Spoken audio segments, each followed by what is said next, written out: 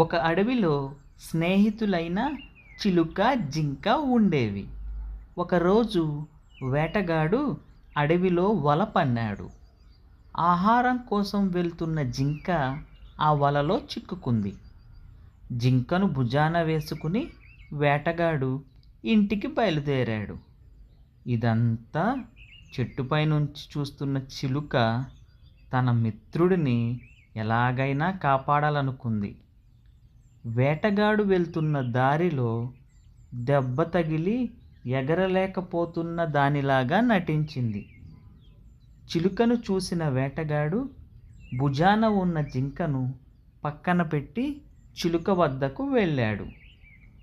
అప్పటికే తప్పించుకోవడానికి విశ్వప్రయత్నం చేస్తున్న జింక ఒక్క ఉదుటున పారిపోయింది. వేటగాడు పట్టుకునేలోపు చిలుక కూడా రివ్వున ఎగిరిపోయింది. ఈ కథలోని నీతి ఏమిటంటే, నిజమైన స్నేహం ఆపద వచ్చినప్పుడు ఎట్టి పరిస్థితుల్లోనూ వదిలిపెట్టదు.